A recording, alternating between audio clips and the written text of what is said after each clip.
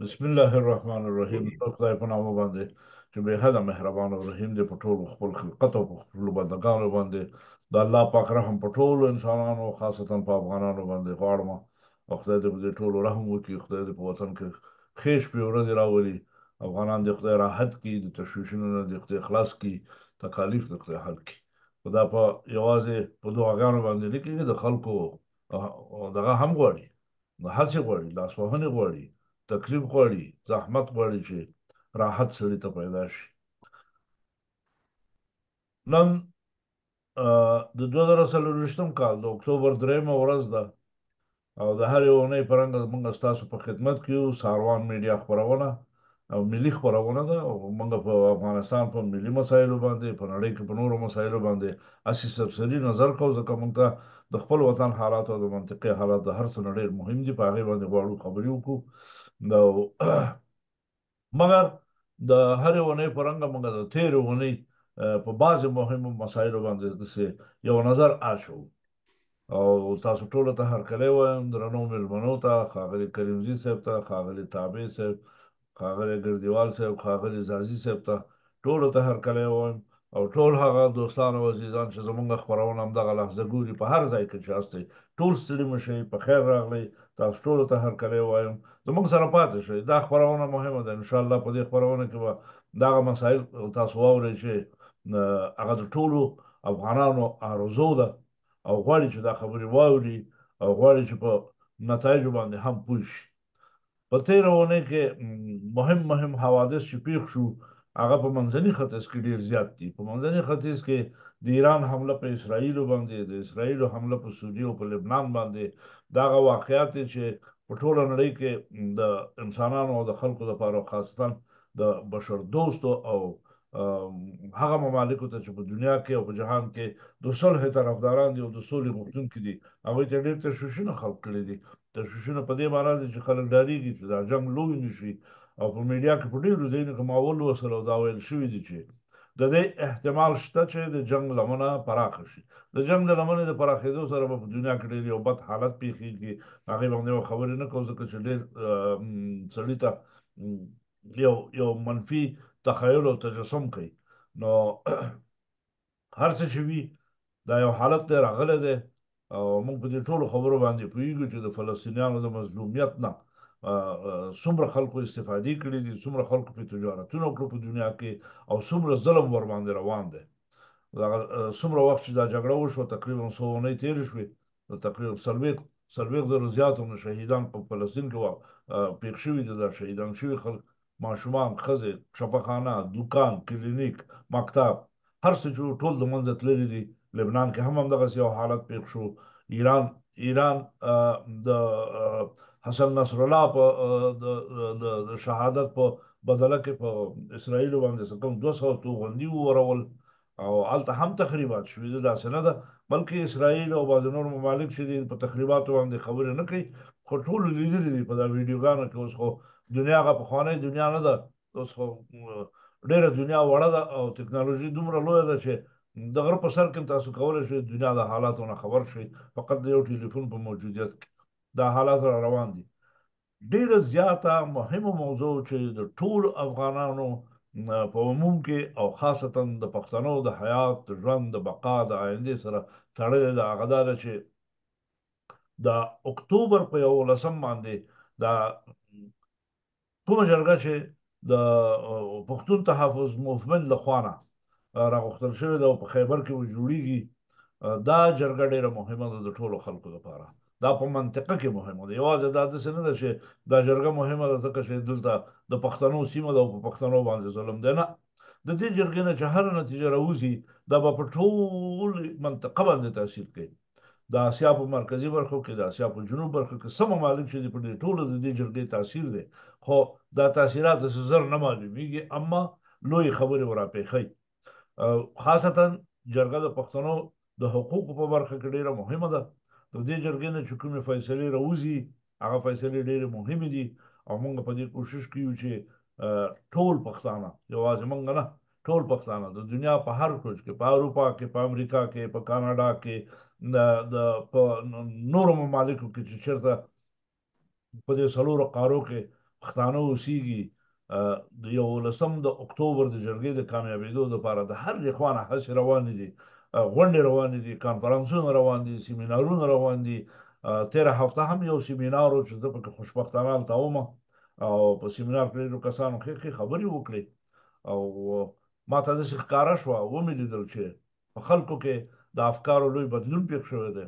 15 کاله مخکې خلکو د حزبونو د جوړښت سره مخالفت کوو، د لویو غونډو سره خلکو مخالفت کوو. مګر ما په دغه کانفرانس کې تېره هفته وشو، ما د هماغه خلکو نه واورېدل چې د حزبونو سفارشونه یې کول، د حزبونو د جوړېدو تایید یې کاوه. ډېر هغه خلک چې یو وخت کې به سړي ورته ویلې چې یاره په پښتنو ظلم دی په دې نړۍ کې، په پښتنو باندې تعدا روانه ده، د پښتنو حقوق پایماله شوي دي، ډېرو خلکو به دا ویلې. دا خبرې مه کوو چې دا نور قومونه خفه کېږي. هغه خلک نن لګیا دي همدغه خبرې چې 18 کاله پخوا موږ کولې، هغوی هم لګیا دي اوس نن هماغه خبرې کوي. دا ډېر خوشحالۍ ځای دی. د ټولو ته مبارکي وایم په دغه تصامیمو کې او د افکارو په بدلون کې. دا ډېره ښه خبره پېښه شوې ده. دا په پښتنو کې او په افغانانو کې خاصتا د یو لوی انسجام او د ملي مرکزیت د جوړېدو خواته یو قوي حرکت دی. ان شاء الله تعالی خدای دې ټول په خپلو کارونو کې کامیاب او موفق کړي. غونډو ته مبارکي وایم. د تېرې اونۍ غونډه ښه کامیابه غونډه وه، زه پکې وم. د هغې نه ډېرې ښې خبرې مو وشوې. او داسې حالت دی چې دا ټول کوششونه دې دپاره دي چې د اکتوبر د 11مې قومي جرګې کامیابي رامنځته کړي. بدبختانه د پاکستان د پنجاب اسټابلیشمنټ په تېرو 2 ورځو کې د دې جرګې په ځای باندې 2 ځلې حملې کړي دي. هغه ویډیوګانې په میډیا کې شته، ټولو خلکو لیدلي دي. ضرور نه چې زه بیا دلته وښیم ټولو ته. دا خیمې ورانې کړي دي، د شپې راغلي د خیمې ته نه پټې کړي دي. او دلته یو تصادم، سلسلي تصادمونه واقع شوي دي، د تیږو د ټوپکو جنګ دی هلته. پښتنو ځوانانو پولیسو باندې تیږې وروي او هغوی ورباندې هوایي ډزې کوي او د اوښکې بهوونکي ګازونو استعمال ورباندې کوي. حالت بد دی په هغې کې. اوس په منطقه کې د منطقې د هیوادونو لپاره خاصتا د افغانستان اسلامي امارت ته دا ضروري خبره ده چې په دې حالت کې ټول ځانونه بې تفاوته ونه ساتي او داسې آرامه ورته په یو بغل ورته کېنه دي. ځکه چې تقریبا د 40 میلیونو پښتنو سوال په منځ کې دی. دا پښتانه هم لکه د نور انسانانو غوندې انسانان دي. دوی هم د زندګۍ حق لري. دوی په ژوند کې د ټولو هغو ضروري وسایلو او ضروري شیانو چې نور انسانان ورته ضرورت لري، دوی هم ورته ضرورت لري. دوی د خپل قوم نه سره بیل ساتل شوي دي. 80 کاله شو نن سبا چې یو ملت په 2 برخو باندې ویشل شوی دی او په زور او جبر باندې یو د بل نه جلا ساتل شوی دی. په هر صورت د تاریخي افغانستان د ملي جوړښت ټولنې تېره اونۍ کې یوه غونډه درلوده او په هغې غونډه کې یوه اعلامیه تصویب کړه او په هغې اعلامیه کې ډېرې ښې خبرې راغلي دي. خوشبختانه د اعلامیې ما سره شته دی. زه به په یو څو لحظو کې تاسو ته ولولم، دوستان بیا واوري. د هغې نه وروسته موږ په همدې باندې خبرې کوو چې د 11 د اکتوبر د قومي جرګې خلک ورته څه ستر دغه دي امیدونه لري. او د دې جرګې نه چې څه راوځي دا به د منطقې په حالاتو خاصتا د افغانستان په پښتنو باندې د شاوخوا ځمکه نور ملتونه چې واقع دي لکه ازبکستان، ترکمنستان، تاجکستان، په دې باندې څه تاثیرات لري. حتی زه په دې داسې ویلی شم چې خپله منظور پښتون هم وویلې چې که د اکتوبر د 11مې نېټې جرګه کامیابه شي، دا به هسې زموږ لپاره کامیابي نه وي، دا به په دنیا کې د ټولو هغه ملتونو لپاره یوه کامیابي وي چې د اسارتونو نه غواړي خپل ځانونه راخلاص کړي. دا رښتیا خبره ده.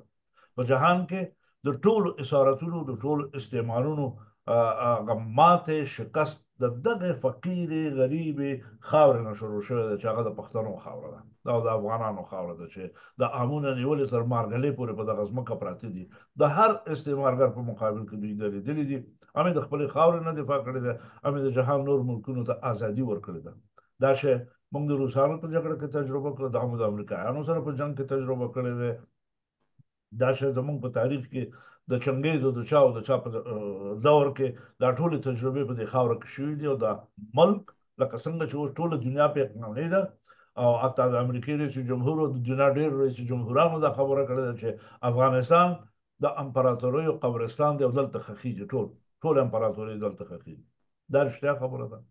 نو بناءً د دې جرګې د کامیابۍ لپاره چې کوششونه روان دي، خدای دې ټول کامیاب کړي، خدای دې ټولو توفیق او موفقیت ورکړي. ستاسو په اجازه باندې ښاغلو که اجازه راکوئ، زه اول دغه اعلامیه غواړم تاسو ولولمه، او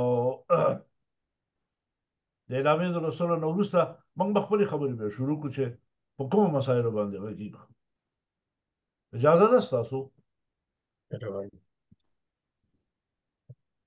ښه. بسم الله الرحمن الرحیم. نحمده نصلي على رسوله الكريم. د تاریخي افغانستان د ملي جوړښت پاڅون اعلامیه. نن د سپتمبر 28 کال 2024 چې د 1403 قمري کال د میزان د میاشتې 20 نیټې سره برابره ده، د تاریخي افغانستان د ملي جوړښت پاڅون د رهبرۍ مرکزي جرګې غړو غونډه وکړه. د نن ورځې د حالاتو او غوښتنو په اساس یې لاندې اعلامیه تصویب او د خپرېدو اجازه یې ورکړه.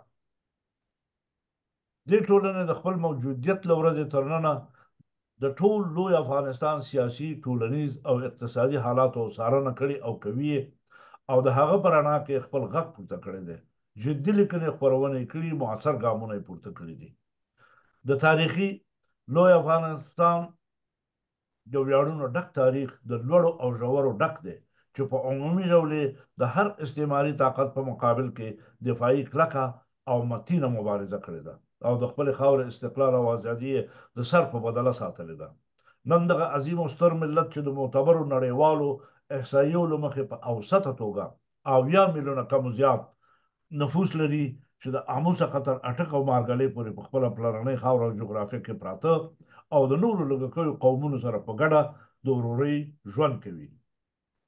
د دغه ویاړلي ملت یوه برخه د 1940 عیسوي کال څخه را په دې خوا د هیڅ کوم تاریخي، منطقوي او بین المللي قانوني سند د نه موجودیت سره یو واحد ملت په دوو برخو کې په ډیره ظالمانه توګه د ټولو بین المللي موازینو او قوانینو پر خلاف یو د بل نه جلا ساتلی دی، او ټول انساني او بشري حقوق یې د خپو لاندې شوي دي، او د پنجاب د نظامي استبلشمنت تر اسارت لاندې د مرګونو، تښتونو، تورورونو، غلاګانو، د ښارونو او کلیو د ورانېدو، د ټولو انساني او بشري حقوقو پایماله کېدو سره ژوند تیروي، او په مقابل کې مسالمت آمیزه مبارزه جاري ساتلې ده.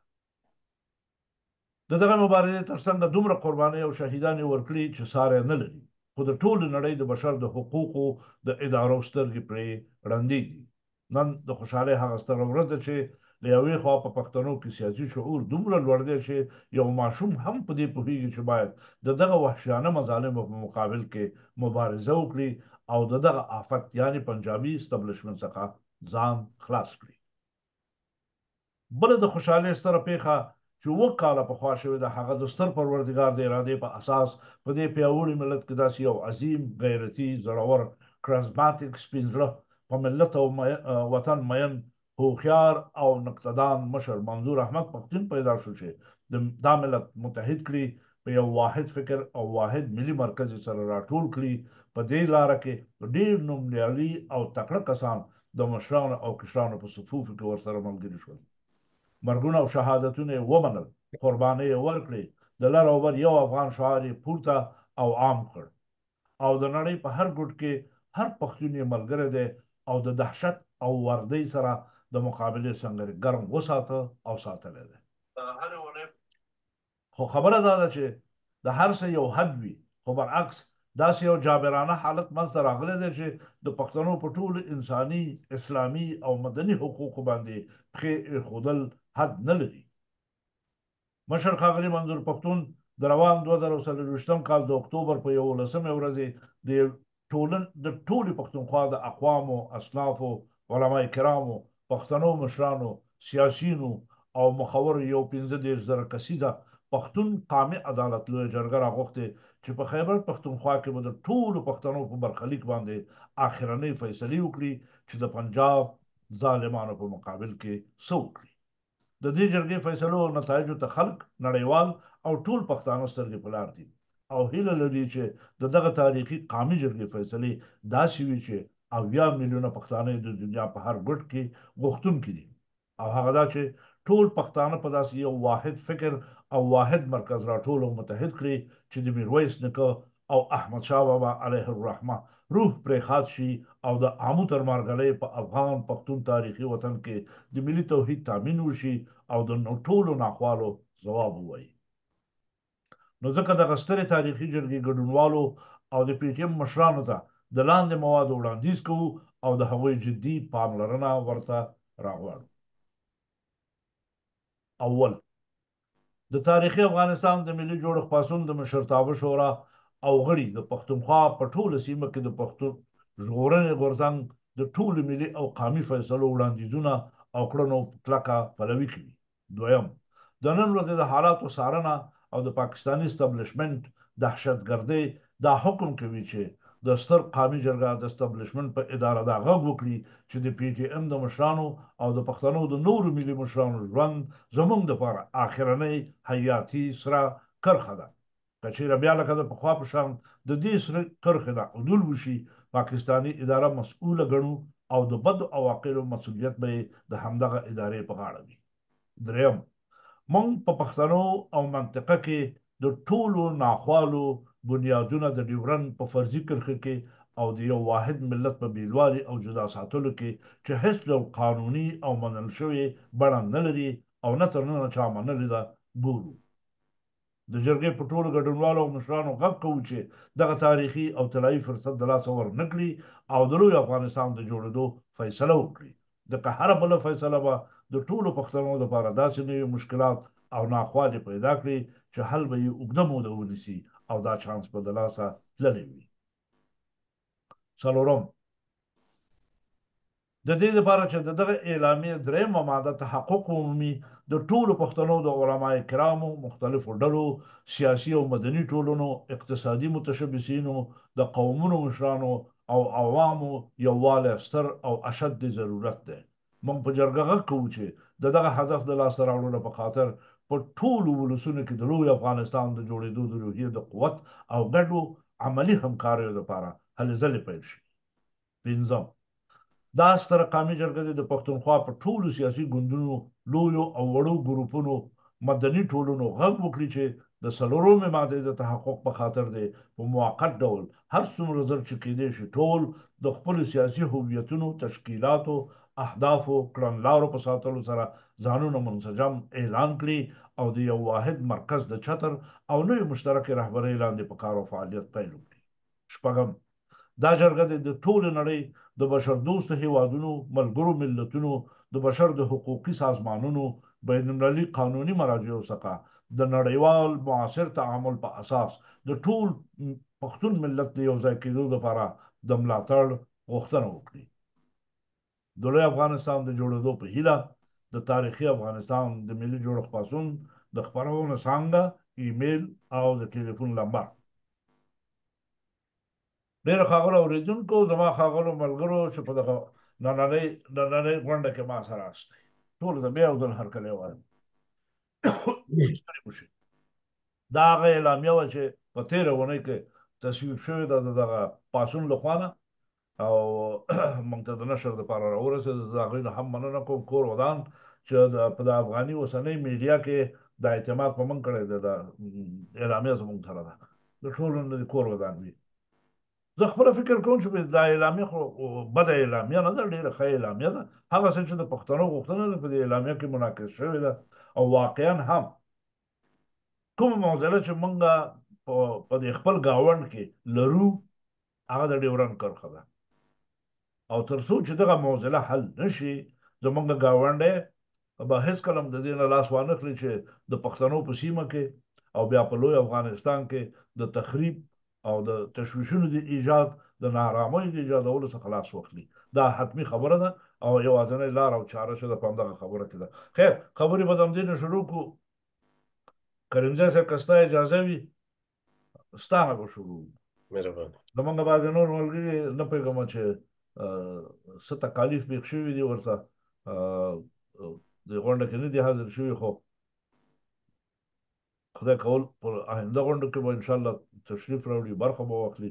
دا موضوع اوږده ده او موږ به کوشش په دې کوو چې هره اونۍ کولی شو د دې مسلې په یو اړخ باندې به بحثونه کوو.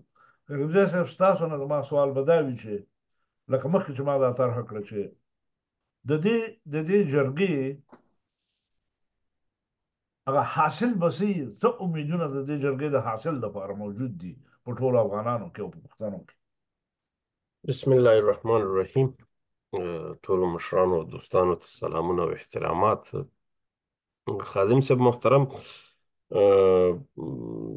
دلته ستا دا پوښتنه مشخصا د جرګې په ارتباط باندې ده، خو دا زموږ بحث او نننی مجلس دغه د پاڅون د قطعنامې په ارتباط باندې تاسو چې ولوستله،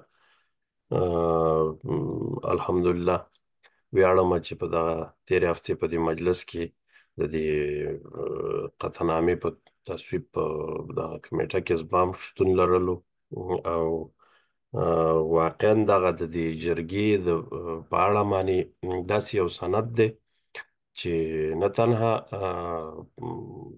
د جرګې ګډونوال دغسې یو سند ته منتظر وو، بلکې د لوی کور د لوی افغانستان نه هم دغسې یو توقع کېدله چې داسې یو سند باید ارائه شي چې دغه د جرګې کوونکي یا د لر پښتانه چې سره راټولیږي د خیبر په سیمه کې، دوی ته هم زمونږ د لوی کور نه یو پیغام کتبي شکل باندې باید ولیږل شي.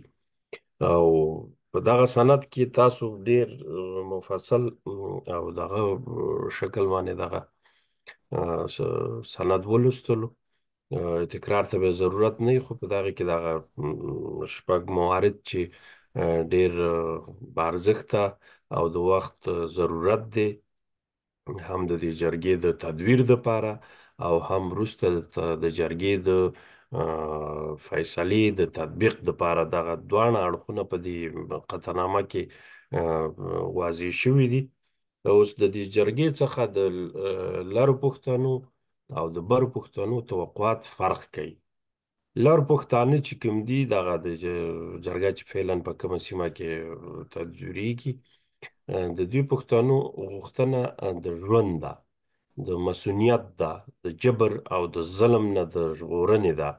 او د دوی دغه احصایه مخکې چې تاسو به ارقام مطالعې ته رسېدلي چې تقریبا 15 اتیا زره انسانان د دغه خاورې نه نیست و نابود شوي دي، او دلته کورنۍ پاتې دي، یتیمان پاتې دي، او داسې مهم او بارزښته شخصیتونه د منځه وړل شوي دي، په شهادت رسېدلي دي چې په هغې باندې نه تنها چې کور بلکې هغه خاوره پې یتیمه شوې ده. د هر شهید دغه یو تعداد د دې رسنیو او د دې سوشل میډیا د لارې نه زموږ او ستاسو مطالعې ته رارسېدلي دي چې دغه یو هم داسې نه دی چې سړی یې هېر کړي. په دغې باندې منطقه دغه شوې ده، سرتوره شوې ده، لکه اوس د دې غټو غټو منطقو په سطحه باندې چې یو څو نومونه زه لازمه ګڼم چې یاد یې کړم.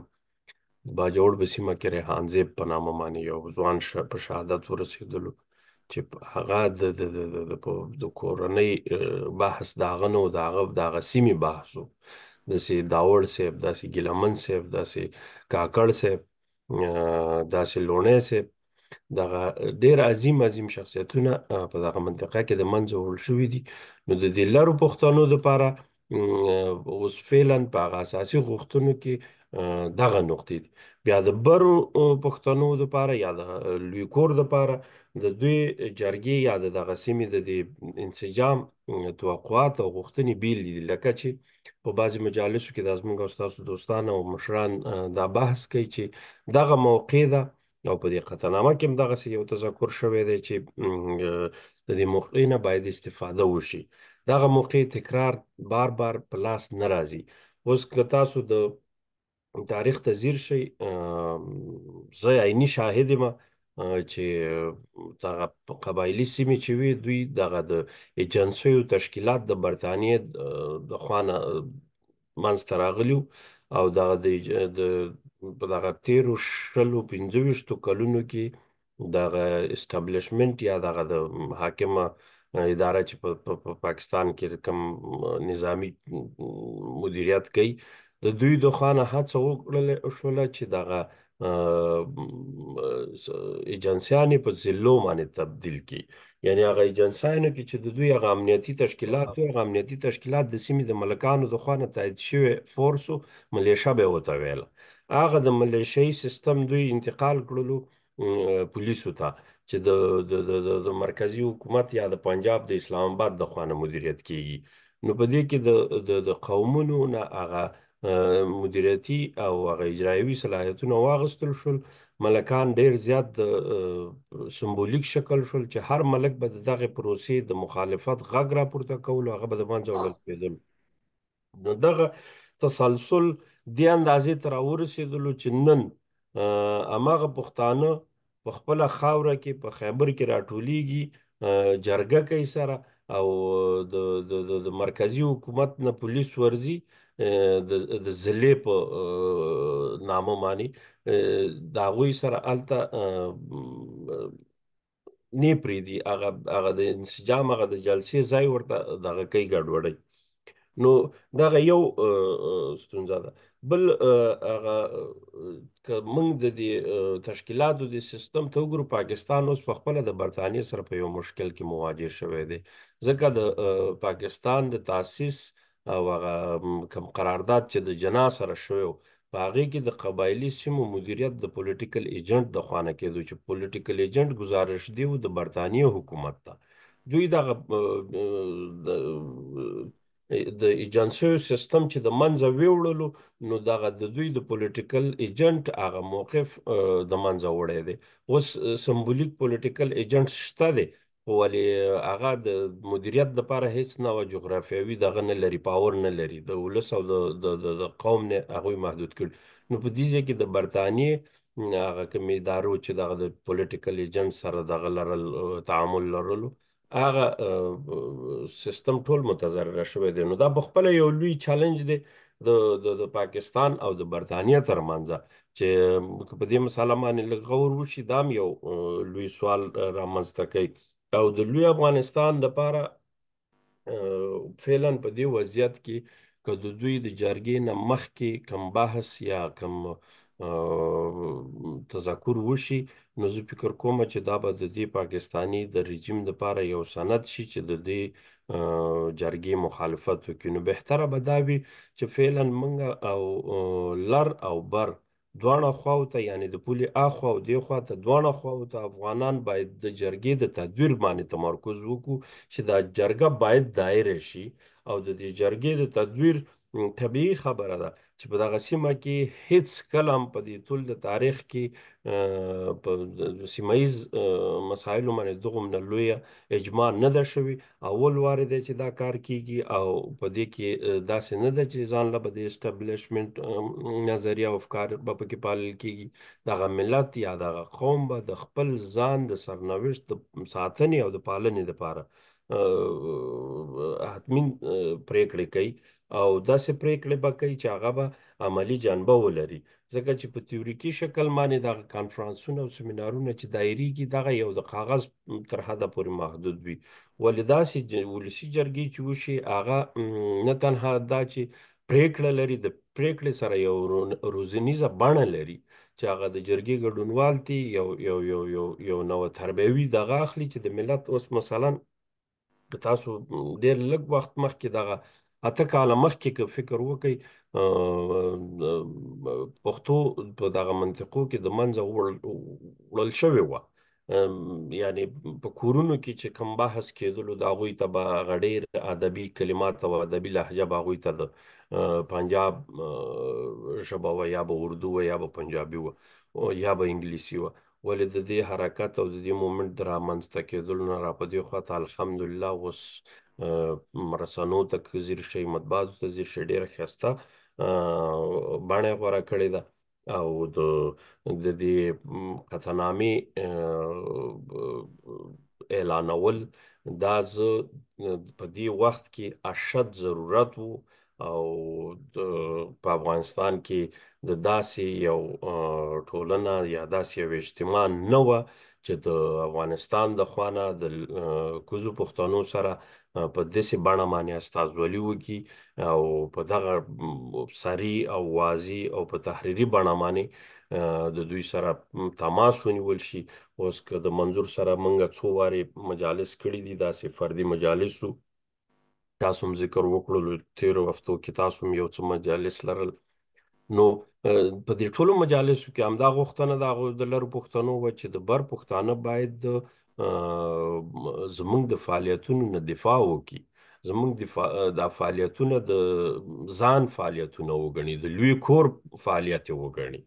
نو زه خو تشکري کوم د دې پاڅون د غړو نه، د دې جرګې د ملګرو نه، چې دوی په داسې حساس وخت کې دغه نه یو مهم حرکت وکړلو. او انشاءالله چې دغه به آخري حرکت نه وي، دا پیل د پروسې او دا پروسه به تداوم پیدا کوي. موږ به په لوی کور په افغانستان کې هم د دې جرګې دپاره خپلې هلې ځلې وکړو چې د هغه خوا نه مو سره یو څه شکل باندې په رسمي بڼه باندې ګډونوال ولرو. نو نور دوستانو ته به وخت ورکړو. مننه، تشکر.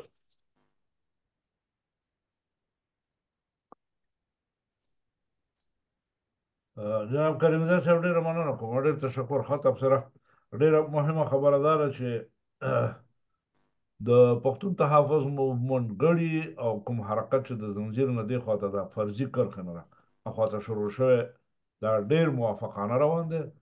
کوم ځای پورې چې زه پرې پوهېږم، د افغانستان په تاریخ کې دغسې یوه لویه جرګه چې 30-40 زره کسان دې ورته راټول شي وو، هغې کې د پښتنو په سرنوشت باندې بحثونه وشي، او په کومه طریقه باندې چې دغه جرګه جوړه شوې ده او د دې هغه طرح او ډیزاین شوی دی، هغه ډېر یو عجیب او معقول سیستم دی چې د پښتنو په کلچر سره برابره خبره ده.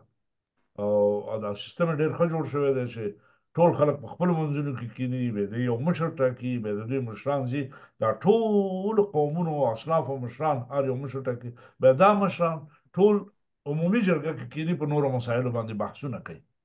دا ډېره ښه طریقه ده او دا یوازینۍ لاره ده چې کیدای شي د 30-35 میلیونو پښتنو واحد نظریه په یو واحد مرکزیت کې د تطبیق لپاره وړاندې شي. دا ډېره مهمه موضوع ده او په دې باندې چې دا کار روان دی، ان شاء الله تعالی توقع همداسې ده چې دا به ډېر موفق وي او نتایج به د دې جرګې نه موافقانه راوځي. ځکه نن ټول په دې پوه دي، زه په مجموع کې غږېږم، د افغانانو مسله یادوم چې په دغه مشکل کې موږ سره یوازې دا نه ده چې دا د پښتنو مشکل دی، دا د عامونو تر مارګلۍ پورې په دغه خاوره چې څوک ژوند کوي د ټولو مشکل دی. هغه هر څوک دی، زه نومونه نه اخلم د دې اقوامو، ځکه چې څومره د دې قومونو نومونه سړی اخلي، هغومره یو بل نه سره خلک لرې کېږي. موږ ټول افغانان یو او دا زموږ د ټولو مشکل دی. که چېرته نن یو مشکل په بلوڅو باندې روان دی چې هغه هم زموږ خپل دي او د هغې پلوي موږ نه کوو، سبا په موږ مشکل راځي، نو بیا به یو بل لکه کې قوم زموږ طرف زموږ په خوا کې نه ودرېږي، زموږ د مشکلاتو ته به اوږه نه ورکوي، موږ سره به همکاري نه کوي، کومک به نه کوي، دا تعاون حس به په خلکو کې مړ شي.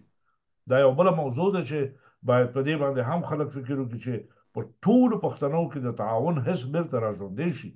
د دې لپاره ډېر کار شوی دی چې په پښتنو کې د تعاون او همکارۍ روحیه مړه شي. ډېر پخوا کلونه، ډېر د 80مه صدۍ کې یو چا ماته د پېښور نه راغلی و، بېرته ماته یې قصه کوله. دا قصه ما څو ځلې شاهد کړې وي، خو یو ځل بیا وکړم، تکرار به وي، خو تکرار یې احسن دی، د عبرت دپاره ده. هغه ویلې زه ما په پېښور کې په ټولو رکشاګانو کې ولیده، د شاته به یې لیکلي وو چې ښه مه کوه بد نشته. او ما تندي ته ټس ورکړم، مالې پښتون خو تباه شوی دی په دې خبره باندې. دا چې هر سړی لولي په روحي لحاظ تاثیر کوي ورباندې، ولاکه بل پښتون سره کومک وکړي چې پیټ یې دروند دي، ولاکه د سړک نه ورته جګ کړي. موږ یې په دې رقم وهلي یو. دا تعاون هېڅ هم باید موږ بېرته راژوندی کړو، بر علاوه د دې چې نور مشکلات لرو، خبرې لرو. ځکه کله چې موږ یو د بل سره تعاون کوو، موږ کې وحدت زیاتېږي، محبت زیاتېږي. په هر صورت خبرې ډېرې به نه کومه. دادا صاحب، تاسو له به راشم، ستاسو نظر غواړم د دې اعلامیې په باب باندې. هر صورت کریمزي صاحب پرې ډېرې ښې درنې خبرې وکړې، ویې ویلې چې دا د دې وخت او د دې عصر او د دې ورځو اشد ضرورت چې چا نه وکړی او د ټولنې وکړو، خدای دې ورته خیر وکړي. زه مننه کوم رښتیا هم کور ودان. داسې صاحب ستاسو نه سوال هم دا دی چې دې جرګې ته د خلکو امیدونه، لوی امید د جرګې نه څه کېږي؟ د ټولو افغانانو د ټولو پښتنو امید د جرګې نه څه دی چې څه باید ته حصول شي؟ مهرباني وکړئ. دا صاحب مایکروفون دی ګل دی. اوس یې شو. مهرباني. سلامونه، نیکی هیلې، عزتمن خادم صاحب تاسو ته، عزتمن ګردیوال صاحب ته، عزتمن تابع صاحب ته او عزتمن کریمزي صاحب ته، لیدونکو او اوریدونکو ته وړاندې کوم. دا خو ټولو ته معلومه ده چې خصوصا ټول افغانان، بیا خصوصا په پښتانه په ډیر سیستماتیک ډول سره په دې څو لسیزو کې وژل کېږي. هغه هم د پاکستان د بنسټ ایښودنه چې په 1940 کال کې کېښودل شو. دلته زما غږ په دې ټولو افغانانو باندې د افغانستان او د په لرو او برو پښتنو باندې خصوصا چې د لوی تاریخي افغانستان پر اتک سره افغانستان د نړۍ د انحصار څخه او افغانستان د نړیوالو د یرغل څخه که سیاسي وي که نظامي وي ژغورل کېږي. دا غربي هیوادونه یا مثلا انګریزان یا امریکایان چې پاکستان یې دلته د انجو په شکل جوړ کړی ده، دا یې د دې لپاره جوړ کړی ده چې دوی څنګه وکولی شي دغه په دې سیمه کې دا هیوادونه ناتوانه او ضعیفه کړي او دوی چې هر څه وغواړي بیا په دغو هیوادو کې چې عملاً یې دا کار وکړلو په اسلامي هیوادو کې، سوریې نه نیولې، عراق نه نیولې، پسې افغانستان نه نیولې. موږ ډېره قوي اردو په دې سیمه کې درلودله. هغه اردو چې وه ټوله د همدغو پاکستان او د همدغو غربي هیوادو لخوا نه ناتوانه شوله او ټول هغه نظامي وسلې کې وي، که هوایي وي که ځمکنۍ وي، ټوله د جمعیت لخوا نه او د شورای نظر لخوا نه پر پاکستان یا په پنجاب باندې وپلورل شي چې دا سبا ورځ د دوی لپاره یو قوي وسله نه وي چې د دوی پر وړاندې عمل ترسره کړي. اوس ما وړاندیز دا د خادم صاحب چې دا لیکنه موږ باید طالبانو ته هم ورولېږو او د ټولو افغانانو نه باید هیله وکړو چې د دوی دریځ او د دوی نظر ته موږ اړینه اړتیا لرو چې خپل نظر په دې مورد کې وکړي. ولې کوم دومره ډېره وړه پیښه کېږي، د نړۍ ټوله تلویزیونونه خبرې ورباندې کوي. دا د تاریخي افغانستان ډېره ستره مسله ده. په دې کې تر نن ورځې پورې ما د امارت اسلامي کوم دریځ نه دی لیدلی چې دوی څه دریځ په دې هکله لري. او دا خاوره چې ده د همدغه لوی همدغه افغانستان خاوره ده، دوی په واک کې دي، دوی په دې موجوده وخت کې حاکم دي په ټول افغانستان کې. دوی باید خپل دریځ په قاطع شکل سره څرګند کړي چې دوی په دې مورد کې څه دریځ لري. او د ټولو هیوادوالو څخه هیله کوم چې دوی په دې مورد کې خپل نظر وړاندې کړي. ولې دا د هر افغان هماغه ستاسې خبره ده چې دغه ټول اقوام چې په افغانستان کې د یامونه تر مارګلې پرې ژوند کوي، دا د دغه لوی تاریخي افغانستان پر وړاندې مسؤلیت لري چې دوی خپل دریځ په دې مورد کې څرګنده کړي. او له بلې خوا نه یو هغه شمېر افراد او اشخاص دي یا ډلې ټپلې دي چې هغه په هېڅ صورت سره نه غواړي چې دا کار وکړي. ولې دوی د همدغو انګریزانو، امریکایانو او همدغه پنجاب استخباراتي کړۍ دي. اوس تاسې وګورئ چې دا اوس په لبنان باندې برید ښخ ده، په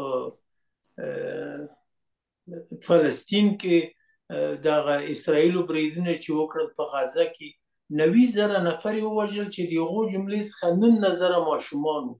دا ټوله د امریکا پلانونه دي چې په شکل د اشکالو سره اسرائیل ورته وړاندې کړي دي. دوی غواړي د اسلامي هیوادونه په دغه شکل سره له منځه یوسي. اما متاسفانه بدبختانه چې اسلامي هیوادونه یو لاسی نه دي، 50 اسلامي هیوادونه دي، څه د پاسه 2 میلیارده مسلمانان په نړۍ کې ژوند کوي دا ټوله که یو لاس به یو قدرت به په دې منطقه کې په دې سیمه کې وو او له بله خوا نه دغه قومي مسایلو ته دوی ډېره پاملرنه لري چې په یو هېواد کې کوم قوم او کومه ډله قوي ده هغه دوی په شکل د اشکالو سره غواړي له منځه یوسي د دغه ټولو ناورینو ناخوالو غمیزو د ټغر ټولول فقط یوازینۍ لاره دا ده چې لر او بر پښتانه ټول افغانان لاس سره یو کړي او د لوی تاریخي افغانستان لپاره باید مبارزه وکړي او غږ مې په هغه وطنوال باندې ده چې دغه لوی تاریخي افغانستان ته مینوال دي او د لوی تاریخي افغانستان غوښتونکي دي او دوی باید زموږ سره اړیکې ونیسي او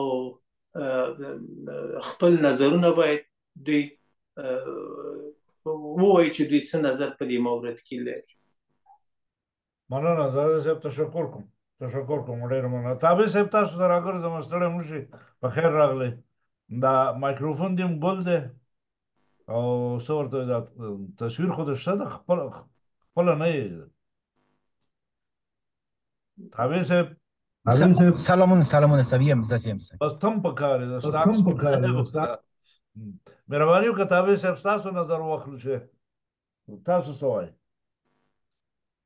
سلامونه تابع صاحب ستاسو امیدواري او هیلې د اکتوبر 11 د قومي عدالت جرګې ته څه شی دی چې څه انتظار لرئ او څه غوښتنه لرئ او زموږ دا اعلامیه چې خپره شوه په دې باب باندې غواړم په دغه ټولو مسایلو باندې لږ مختصر پرې راشي وخت ډېر کم دی انشاءالله تعالی چې روانه بله هفته کې به هم په دې موضوع خبرې کوو موږ تاسو.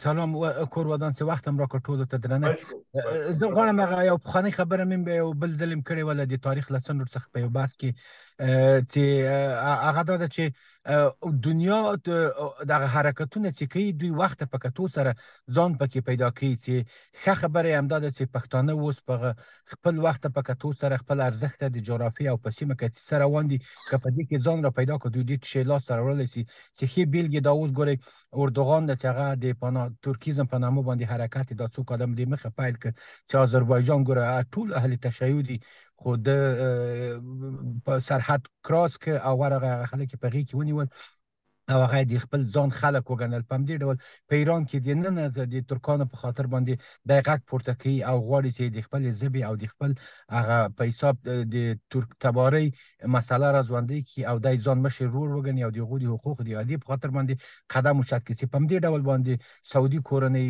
په عربانو کې همداسې لومړی خبر کوي او په ټول ټال کې انګریزان که سړی وشمېري همداسې استرالیا کانادا امریکا حتی ټوله نړۍ د خپلې ولکې لاندې نیولې ده چې ښه بېلګې د دوی انګریزي ژبه ده چې د پیسو په بدل کې خلک انګریزي ژبه زده کوي تر څو د یو مړۍ ډوډۍ پکې پیدا کړي. دا حرکتونه په انساني ټولنه کې رایج دي خلک یې کوي تر څو دوی وځلیږي خو هغه خبره زه خپل تکراروم هغه دا ده چې سیاسیون او هغه ټولنې چې هوښیار وي هغو ځانونه پیدا کولی شي چې له بده مرغه موږ د 45 کلنې جګړې له موږ هر څه شی ورک کړل له موږ په کراتو سیاسي بېلابېلې نسخې په خپل هېواد کې وکارولې او د روسان هم که راغلل موږ له هغو څخه ګټه پورته نه سوی کړلی هغه ګټه چې لازمه وله لکه تاجکستان ازبکستان او دا نور هېوادو چې پورته کړې نه دي موږ په ګاونډ کې دي په ډېر لږ شمېر سره دوی کولی شي موږ ته خپله برېښنا را وپلوري خو موږ له بده مرغه په شته اوبو کې د هیڅ خاوندان نسول او احتیاج محتاج یو. نو خبرې خپلې راټولم چې تاسو د وخت لږ ده نو دغه غونډې ته یعنی باید سړی په ډېره غوره توګه وګوري سره له دې چې امکانات د دې لیدل کېږي ناخوالې پکې ډېرې وي خو خیر دا یو نیک قدم ده پښتانه باید دې ته ارزندام وکړي پښتانه باید سوشل میډیا کې دوی هر یو اکاونټ لري هېڅ که نه شي کار یو زنده باد خو لیکلی شي چې په همدغه ډول باندې که تاسو فکر کړي په ډېري هېوادونو کې د خلکو غږ قوت را پیدا کولی شي د خلکو غږ کولی شي چې یو سړی له یوه هېواد څخه بل هېواد ته بېرته کډوالۍ ته مجبور کړي هر کړي چې بیلګې دا اوس جمیل قادري ده چې د امضاو په زور باندې هغه بېرته اصول کېږي افغانستان ته دا یو بیلګې د مثال په ډول ویلې چې د سوشل میډیا له برکته یا د خپل غږ له برکته یا د غږ شعر سندره تمثیلي ټوټه فلمي صحنه له بده مرغه موږ لاسرسی نه ورته لرو دا ټول هغه مسایل دي چې د غږ بڼه یې ده او بل د حتی د منبر له لارې له بعده مرغه چې زموږ افغانستان کې د منبر لاره اوس ډېر کلک د طالبانو په ولکه کې ده او دوی خپل غږ اوچتوي نه، خو زه فکر کوم چې دوی هغه ایدیالوژیک حرکت لري او یا به سیاسي ملحوظات وي، دوی نه غواړي چې په دې مسله کې ځان راکیر کړي، خو زه فکر کوم چې دا به درنه څاپېړه خپله دوی ته وي. که دوی له قدرت څخه لرې کېږي، دا به نو د تاریخ څنډو ته سپارل کېږي. د دوی حرکت امکانات د دې لیدل کېږي چې کرکه او هغه نفرت چې اوس د ځینو پښتنو او د طالبانو په وړاندې ده، هغه ډیر شي او هغه په میراث پاتې شي راتلونکي نسلونو ته. نو ښه به دا وي چې همدا اوس چې ځکه موږ جغرافیه لرو، جغرافیه د موږ په ولکه کې ده، هغه موږ ته ډېره په درنه سترګه هغه پښتانه چې په حساب قومي یا نشتلستان دي، هغو همیشه انقلابي حرکتونه کوي، هغو ډېر په درنه سترګه پښتنو د افغانستان ته ګوري، ځکه دوی یو واحده جغرافیه لري. نو دغه ارزښت ته په کتو سره طالبان باید خپل غږ اوچت کړي او یو پای ټپ ټپ په دغه وخت کې ولري چې نه خپل سیاسي حرکت په حساب زیانمن کړي او هم د پښتنو دپاره یو درس وي، تر څو هغوی پوه شي چې دغه کسان په دغو کسانو باندې خفه کېږي او دغه خپل قومي خلک دي او دغه قومي غونډې د پایښت او د قوت لپاره دوی یو څوک دي. مننه صاحب، کور مو ودان.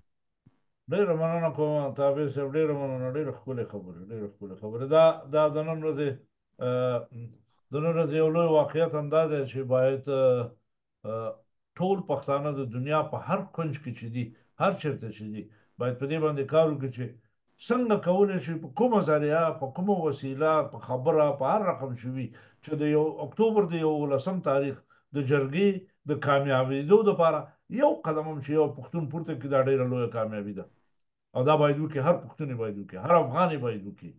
اوس دا یوازې په افغانستان کې موږ د مختلفو ورونو قومونو سره ژوند کوو، زموږ دا قومونه، دا ورونه چې دي، دا زموږ په دوی باندې فرض دی، په دوی زموږ فرض دی چې د دې داعیې نه په کلکه طرفداري وکړي او هر چېرته چې دي دا داعیې تایید کړي او د دې نه طرفداري وکړي، ځکه دا د دوی په خیر هم ده.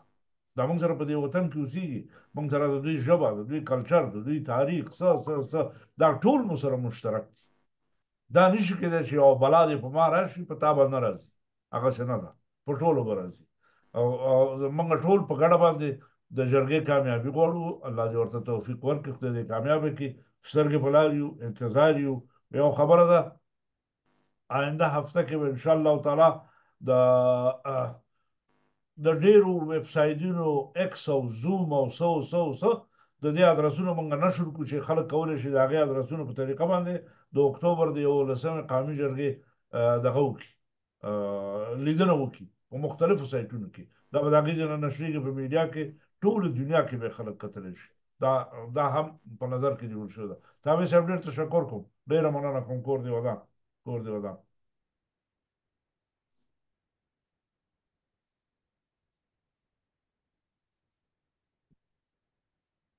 ګردیوال صاحب ستړي مه شئ، درته وایم یو ځل بیا په خیر راغلی، بیا په خیر راغلی. د پروګرام آخرین وختونه هم دي، آخرین دقایق هم دي. زه غواړم ستاسو نظر په دغه ټولو خبرو باندې واخلو، واورو او ته مهرباني وکړه خپلې خبرې دې پیل کړه. نو سوال ته تا خو هر څه دې واورېده. د چاروان د نننۍ غونډې ټولو ګډون کوونکو ملګرو اورېدونکو لیدونکو سلامونه. زه لنډې خبرې کوم. دوه شیان. اول، اعلامیه ډېره مهمه وه او ښې خبرې پکې او په کار ده چې نور خلک هم لکه د تاریخي افغانستان د ملګرو په حیث باندې داسې اعلامیې خپرې کړي، نشر یې کړي او هغه ټکو ته پکې اشاره وشي چې زمونږ د ځپلي ملت د راتلونکي وخت لپاره، یا بل لقب یې درته ویم، د 21مې پېړۍ په درشل کې څنګه، لکه تر اوسه پورې زه یو خبره کوم، همیشه موږ بې اتفاقه دا خبرې اوس په قلاره څنګه د اتفاق په لور برابرې کړو، ډېر اهم او مهم. خو دا ذمهواري د هر پښتون ده او په لروبر کې د هر یوه ده. دا زیاتي باید نه ځان تیر باسي او نه نور تیر باسي، باید موږ په خپله په عملي میدان ته د جرګې د نه وروسته هم کیدای شي اوسه پورې خو لا هغه جوړښت نه دی په ګوته شوی، خو موږ د دې جوړښت نه چې په ګوته کېږي د مخکې نه دا ویاوړو او هغه به د پښتون د ستر ملت یا تاریخي افغانستان د بنسټیزو جوړېدو دپاره ډیر مهم وي او هغه به دی چې په ګډه باندې د لروبر رښتې یو ملي طرحه رامنځته شي او په هغه ټکو باندې خبرې وشي چې کوم مهم دي او هغه د لروبر د تاریخي افغانستان د جوړښت لپاره مهم دي.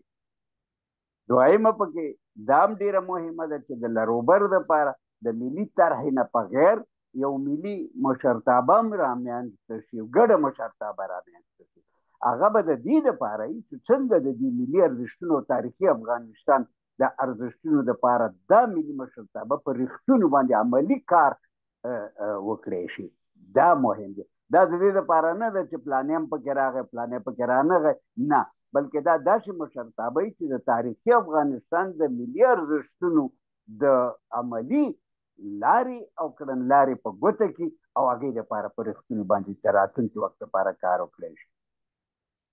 بل شی زما په فکر باندې چې او یو دغه شیانو دپاره یو شریک ادرس هم یو ملي ګډ ادرس هم پکار دی او هغه کې به زما ډېر غټ مقصد په پکې دی چې پښتانه یا په لروبر کې د تاریخي افغانستان دا خلک باید اقلا د څه شي استازیتوب کوي، د کومو ارزښتونو د کومو قومونو استازیتوب کوي. دا به نتیجه ود شي چاته معلوم وي. د دې معنا به دی چې که چېرته موږ نن په دې وتوانېږو چې یو کوټلې قوت په حیث باندې که چېرته لاندې پښتانه د پښتون ژغورنې د غورځنګ په نامه باندې او سبا بیا د برې خوا پښتانه یا افغانان د یو بل غورځنګ په نامه باندې خپلې لارې او کړنلارې سره نږدې کړي او شریکې کړي، مقدماتي به موږ یو څه کار کړی، یو څه کار دا دی کېږي او یو څه کار باید په راتلونکي کې وشي. دې ته باید د لوستو او نالوستو ټولو پښتنو خیال وي. د دې خاطره نه چې دلته پکې شخصي پوزیشنونه مطرح شي، بلکې موږ ذاتي د دې باندې ډېر کار کول پکار دی چې موږ خپل ملي ارزښتونه څنګه پیاوړي او غښتلي کړی شو، د چا په واسطه یې غښتلي کولی شو، نه چې هسې لمبرې جوړو او ځانونه مطرح کوو. دا شی باید په قلاره قلاره د منځه لرې شي.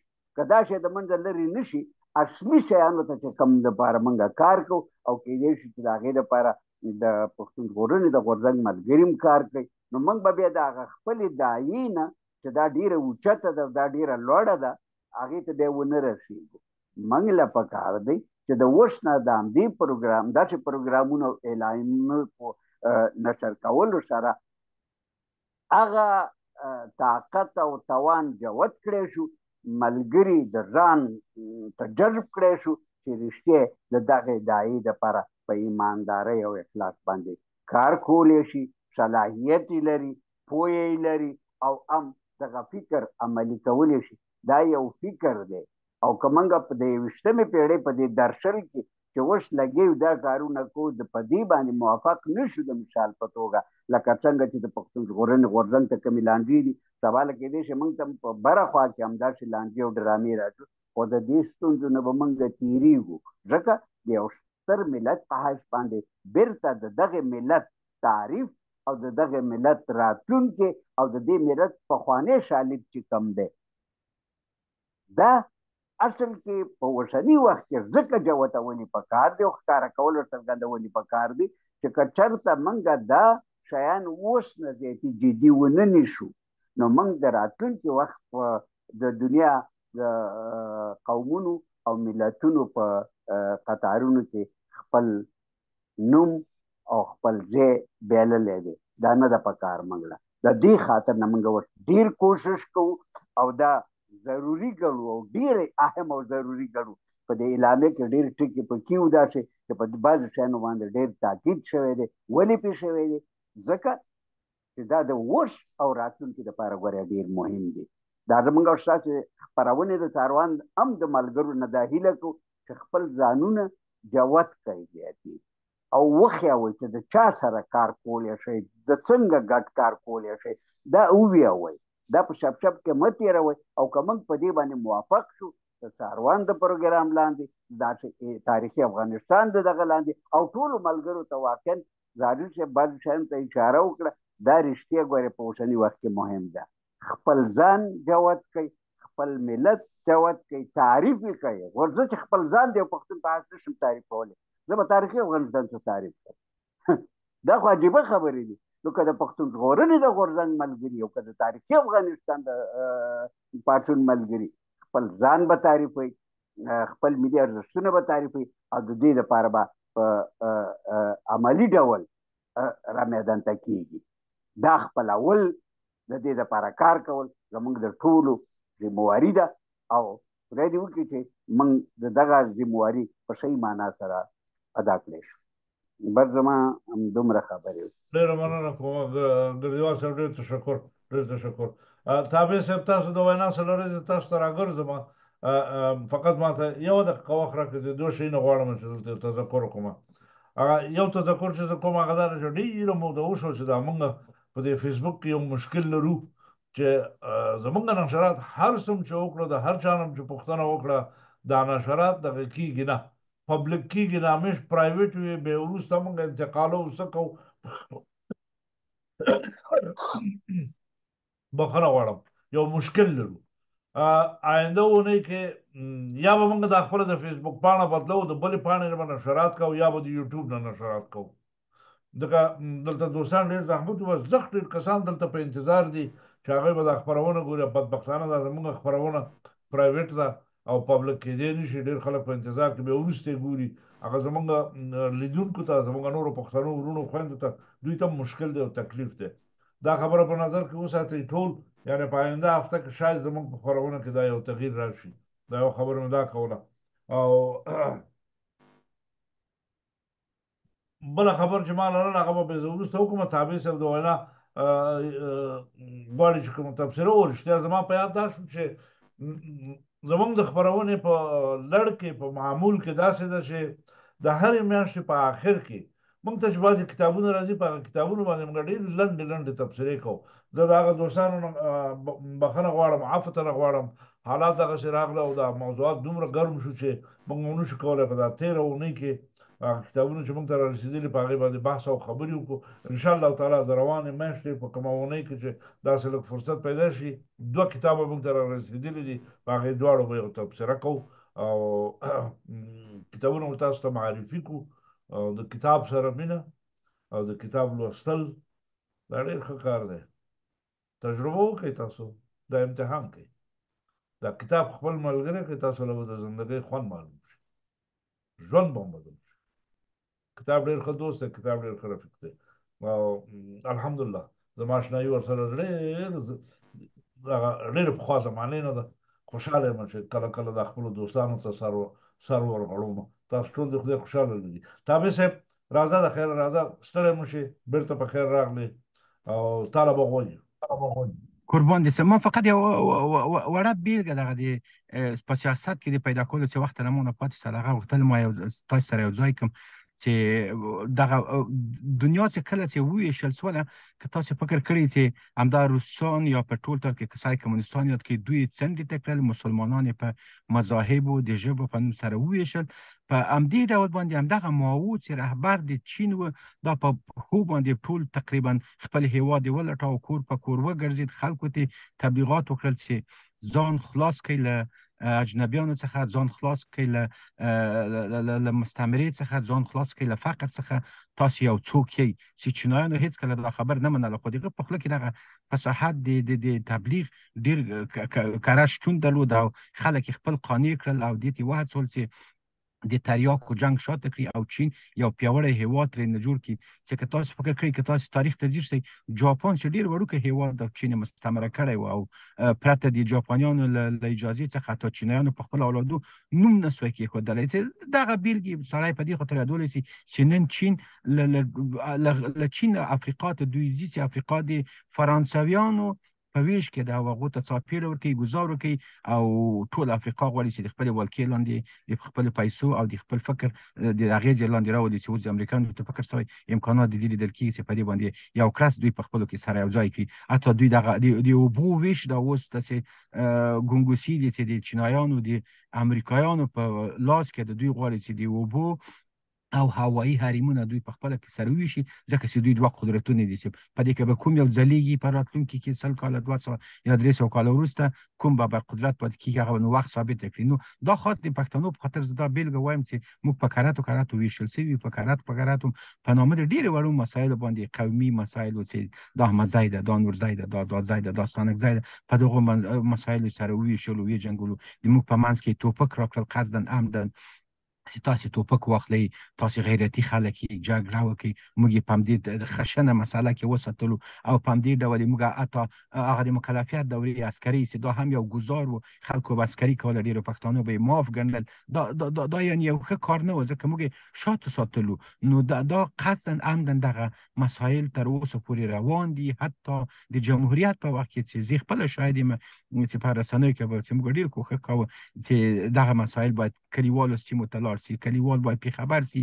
دا ګټه کوي خلکو به ډېر دروند ګزار لفظي کوه چې لا تاسې خلک آماده نه دي. نو خلکو همدغه زه او ته آماده کولی سو. نو که موږ وغواړو چې وخت ما د ماوو مثال تاسې ته درکړه چې هغه نن روسانو ته مشوره ورکوي، حال دا چې روسان د دوی تر شا وخت کې ولاړ ول او په همدې ډول عربانو ګوره د په هېڅ نه پوهېدل، خو نن د قطر هېواد پرته له ویزې امریکې ته راځي. په همدې ډول دا سعودیان، دا قطر، متحده عربي امارات، دغه نور هېوادونه چې وګوري دوی په هېڅ نه پوهېدل، خو د نن لومړی خبر کوي په سیاست کې دوی کولی شي چې هر څه خپل لاس دپاره د خپل ولس دپاره راوړي. نو ښه به دا وي چې پښتنو ته دغه زیری په کلکه ورکړل سي او له دغو شعاري مسایلو څخه تیر سو.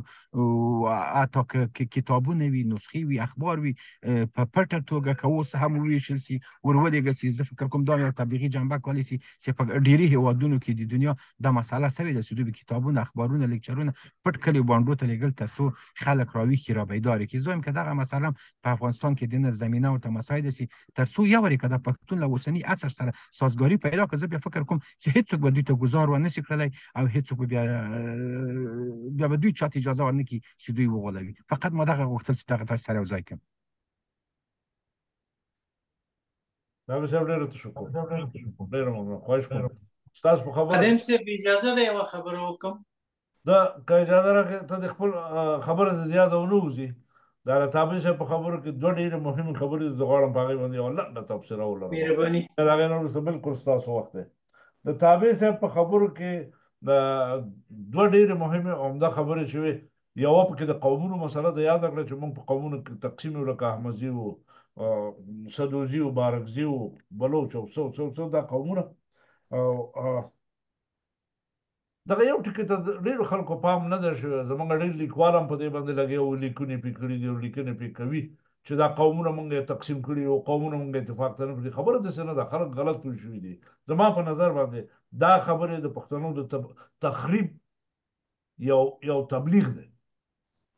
هغه په دې معنا ده چې په پښتنو کې د قومونو نومونه او په قومونو باندې دا ملت جوړ شوی، دا د ملت یو ښکلا ده، دا د ملت طبیعي جوړښت دی. هېڅوک د طبیعت سره جنګ نشي کولی. هر چا چې د طبیعت سره مخالفت کړی دی، اور یې اخیستی په ځنګل کې سوځېدلی دی. د طبیعت سره مخالفت نشي کېدی. د جهان په هېڅ قوم کې دغه طبیعت لکه په پښتنو کې چې شته نشته. موږ قومونه لرو. دا قومونه چې دي دا زموږ د جوړښت یوه ښکلا ده، دا زموږ د جوړښت بنیادونه دي. خبره دا ده چې دا بنیادونه موږ څنګه یو د بل پورې داسې وتړو لکه هغه خټګر چې خښتې لګوي او دا قوي کړو. دغه ډېر مهم سوال دی. بل سوال دا دی چې موږ دا لوی بحث تېر شوی زما په زندګۍ کې یو ځل پخوا هم چې پښتنو غیر د ټوپک نه په بل شي نه پوهېږي. دا ډېر منفي تبلیغات دي، بیخي منفي تبلیغات دي. پښتون په هر څه پوهېږي، خو په هغه شي چې بیا نور خلک نه پوهېږي هغې باندې چې پښتون پوهېږي هغه د ټوپک استعمال دی او د ټوپک ساتل دي. خو یو شی دی، پښتون ته باید د دې تدریس وشي چې د دې ټوپک خوله کومه خوا کې وي. دا ستا د ورور سینې ته وي او کله د دې وطن بدخوا او د دې وطن دښمن سینې خواته خوله واړوي. که پښتون د خپل اسلحه او د خپل ټوپک دا توره خوله بله خوا واړوله او د خپل تره زوی په یو لږ ځمکه مړ نه کړ او خپل تربور یې په یو څلور دانې الوچو باندې حلال نه کړ، نو بیا پښتون جوړېږي. دا ډېره مهمه مسله ده. نو او هغه خوشحال بابا غلطه نه ده ویلې. ګورئ، خوشحال بابا وایي چې درست پښتون له کندهاره تر اټکه سره یو درک په کار پټاو اشکار. دا دې ته ضرورت نشته چې اوس موږ افغانستان ته یا دومره خلک افغانستان ته موږ خو دا توان نشته، دا توانمندي نه لرو چې اوس افغانستان ته موږ تبلیغاتي پاڼې خلک ولیږي هلته په کلو کې وویشل شي. نه بابا ضرورت نشته. پښتانه طبیعتا یو د بل پورې تړل شوي دي. موږ پسې تبلیغات روان دي، زموږ د تقریب لپاره رنګارنګ دسیسې روانې دي. هلې پښتون بې اتفاقه دی، پښتون بې اتفاقه دی، دا یوه مسله ده. پښتون مظلوم دی، پښتون مظلوم دی. نه ولاکه مظلوم یم، نه ولاکه بې اتفاقه یم، هېڅ هم نه یم. په شکل د اشکالو پښتانه یو د بل پورې تړلي او متحد دي. زاده صاحب مهرباني راځه. د ټولو دوستانو په اجازه زه فقط یو دوه خبرې کوم. هغه دا ده چې لومړی خو باید مونږ خپل پښتانه خپل هغه غرور بیرته لکه زمونږ د پلرونو نیکونو غونته بیرته په خپل لاس کې واخلو. هغه دا ده چې زما غږ په دې امارت اسلامي باندې دا ده چې دوی وایي چې زمونږ له خوا نه نړیوال ته هېڅ خطر شتون نه لري. در حالې کې چې همدغو نړیوالو برید وکړو پر افغانستان باندې، که روسیه وه که امریکا وه که هر نور زبرځواکه هېوادونه وو او ټوله د پښتنو سیمې بمباردمان کړل. زما غږ پر دې ټولو افغانانو بیا خصوصا خاصه توګه په پښتنو باندې ده. هغه یوه لنډۍ ده چې د لیلا دوه سترګې مجنون پیژني، د ازادۍ قیمت پښتون پیژني. پښتونه که واقعا زه همیشه په هرې خبري رسنۍ کې چې زه حاضر شوم ما خپل ملي دریځ ښکاره کړی دی، په کومې ډلې ټپلې پرې اړه هم نه لرم. که واقعا د ازادۍ قیمت پرې پیژني اوس باید راپاڅي، ملي وحدت په افغانستان کې لر و بر پښتانه سره یو ځای شي او د نړۍ د انحصار څخه ځان وژغوري، تر څو دغه ټولې غمیزې ټغر د دغه هیواد او د دغه ولس د لمنو څخه ټول شي. پرته له جنایاتو نړیوالو هیڅ ښه زموږ سره نه دی کړي. هغه دا ده چې موږ خپله دا زمینه ورته مساعده کړې ده. لکه اوس چې ما په طالبانو باندې غږ وکړلو چې دوی د دغه 11 د اکتوبر د ناستې یا جرګې په هکله چې دا د پښتنو جرګه چې دا یوه ډېره عالي او ډېره ښکلې هغه دودیزه مسله ده، دوی باید خپل دریځ ښکاره کړي. پرته له هغه دا به د دوی د دغه ستر قوم پښتون پر وړاندې ستر تاریخي جنایت وي چې دوی کوي. مننه. ډېر تشکر کوم. ډېره مننه. کور دې ودان. تشکر کوم. دوستانو که څوک تبصره لري، څوک خبره کول غواړي، خو فقط یو څو دقیقې نور هم وخت شته دی. او که تبصره څوک نه وي بیا به ټول په خدای وسپارو. زموږ خپرونې وخت نن تقریبا د یو ساعت نه هم لږ څه زیات تېر شوی دی، خو په هر صورت باندې 1.5 ساعت شو. او که تبصره نه وي نو بیا خدای پاماني کوو. بس د ټوله دی الله مل شي. الله دې تاسې ټولو مل شي. ټوله دی الله مل شي. هغه دوستان او عزیزان چې موږ سره هم د سبزۍ لحظې وو، زموږ خپرونه لیدله اورېدله، د هغې نه مو دغه کومه مننه کومه. د ټولو کور ودان تشکر کوم. مثلا بس دا یوه دعا به کوو چې الله پاک دې په منطقه کې صلح راولي. د منځني ختیځ حالات ډېر خراب دي، خطرناک دي. خدای وکړي چې د دې نه نور پراخه نه شي دا جنګ، او په یو شکل د اشکالو باندې د جنګ په دې اور باندې د صلح او دغه د ارامش اوبه ولویږي او دا خبرې ارامه شي. دا وړه خبره نه ده، ټول جهان ته به ډېر خطر وي. خدای دې زموږ په وطن کې هم صلح راولي، هم د کراري راولي. اسلامي امارت ته د خدای پاک هم هدایت وکړي او دوی د خپل ځان ته هدایت وکړي. هغه څه چې دنیا غواړي، هغه څه چې افغانان غواړي، هغه څه چې پښتانه غواړي، هغه څه چې د دې وطن خلک غواړي، هغوی سره د مجالس وکړي، ورسره دې کښېني، جرګې دې ورسره وکړي، خبرې دې ورسره وکړي، د دې خلکو خبرو ته دې غوږ کېږدي او هغه دې ومني. حکومتونه، دولتونه د ملت خدمتګاران دي، د ملت واکداران نه دي. دوی باید ملت ته خدمتګار واوسي، نه دا چې د ملت په سر باندې یو بار وي د اوبو باندې. او دا نن په ټوله دنیا کې دا یو عده کسان چې ډېرو عمیقو عواقبو ته نه ګوري، درګر د لګې دي دانونه په دې خوشاله شپږ څلوېښت حزبونه په فلاني ځای کې یو ځای شو 1500 کسان په فلاني ځای کې کېناسته 2000 نفر چېرته بل ځای کې کنفرانس جوړ کړو دا ټول د دې لپاره طالب لري کې ما راولئ طالب لري کې ما راولئ خو درې ځلې م راوستې وسړی تا څه وکړه دې وطن سره اردو دې خرڅه کړه قتلونه تا وکړه جنایات تا کړي دي دا څه ورته ټول فساد او بدبختي د دې وطن چې تاسو وکړه په دغه 2-3 دورو کې چې تاسو په لاس راکړه اوس هم لګیاستئ د خو شرم وکړي سیاست زده کوي سیاست کې لوی فورمول دا دی په ټوله دنیا کې تاسو ګورئ خصوصا دا اوس افغانان په بهر کې ډېر ژوند کوي دقت وکړئ لږه مطالعه وکړئ هر څوک چې په دې بهرني ملکونو کې په سیاست کې ناکام شوی غلطي ته نه شوې ده خپل مخې پټ کړی ویلې خدای په امان زه په سیاست کې ناکام شوم استعفا یې کړې بیا قطعا په سیاست کې یوه خبره هم نه ده کړې چېرته پوهنتون کې معلم شوی چېرته په مکتب کې استاد شوی یا ټکسي چلوي یا ځي تجارت کوي بس پیسې هم در سره دي هر څه در سره دي د دې وطن ټول شی اوس هم لا لګیاستئ ما والا ارګه مې ګیرم ما والا شور بازار مې ګیرم فلاني مې ګیرم بستاني والا کیس دی ونیسي والا کیس دی ونیسي ته خو نه نو داخل د افغانستان دا باید دغه خادم صاحب خپل ګاونډی دی وایي ولا کې دی پرېږدي چاته حاجت نشته دی خادم صاحب طالب باید ملت ته ځان وسپاري دغه غمیز ورې کېږي وایي څه وایي څه توره پوسه او صحابه یې ورځ ته الله بل شه خدای په امان خدای په امان ټولو دې په الله باندې شه خدای په امان